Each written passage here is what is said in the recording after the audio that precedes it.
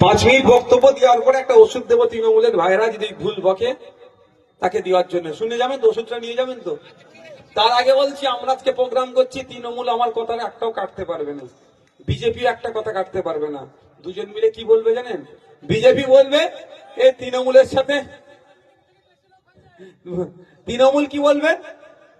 বিজেপির দালাল, বিজেপির টাকাতে চলছে আসে। আর বিজেপি কি বলবে? ও যাই করুন না কেন তৃণমূলকে সুবিধা করে দেবে। এর বাইরে বিজেপি তৃণমূল আমাদের কথা কাটতে পারবে না। তবে আমি তার আগে একটা কথা বলি, বিজেপির প্রশ্নই আসছে না, আমি পাত্তাই দিই না। যেই দিন তৃণমূল বাংলায় চলে যাবে বিজেপি বলে কিছু থাকবেই না। যখনই তৃণমূল এসছে সাথে বিজেপিকে নিয়ে এসছে। বলুন আপনারা বাপেরা বুকে হাত দিয়ে বলুন, 2011 সালের আগে 2011 সালের আগে পশ্চিমবাংলায় বিজেপির কটা এমপি এমএলএ ছিল? এই বলুন আপনারা, ছিল?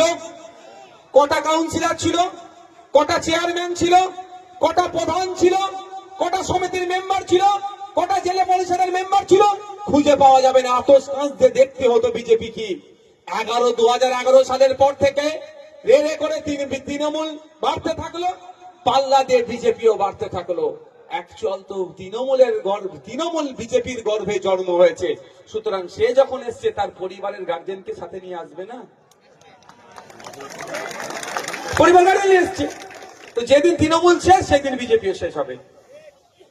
আজকের পর থেকে যদি আপনাদের কেউ বলে নওশাদ সিদ্দিকী বা আইএসএফ বিজেপির টাকায় চলে, তাদের একটা কথাই বলবেন, আমি যেখানে আজকে যেটা বলছি সেটা উত্তর দিয়ে দেবেন।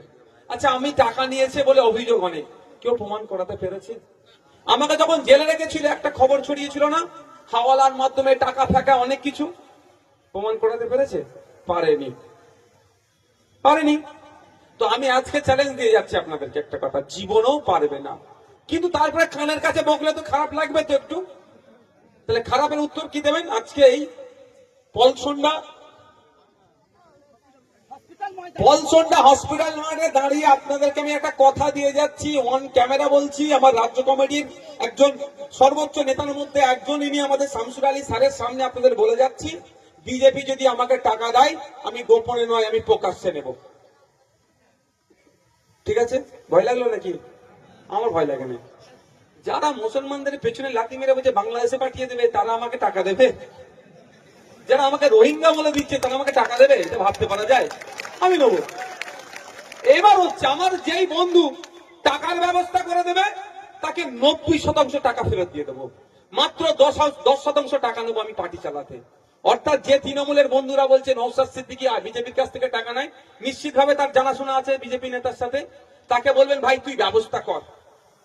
100 টাকার ব্যবস্থা করতে পারলে নওশাদ ভাইজান 90 টাকা তোকেই দিয়ে দেবে তোর সংসার ধর্ম আয়েশ করার জন্য, 10 টাকা মাত্র পার্টি চালাতে নেবে।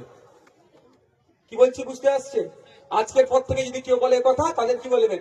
তুই ব্যবস্থা কর, ভাইজান প্রকাশ্যে নেবে। গোপনে বলছিস নিয়েছে তো, ভাইজান প্রকাশ্যে নেবে। দেখি কেমন ব্যবস্থা করতে পারে। শুধু আমাদের সম্পর্কে মিথ্যাচার হচ্ছে। বন্ধুগণ, SIR নিয়ে খুব চিন্তিত।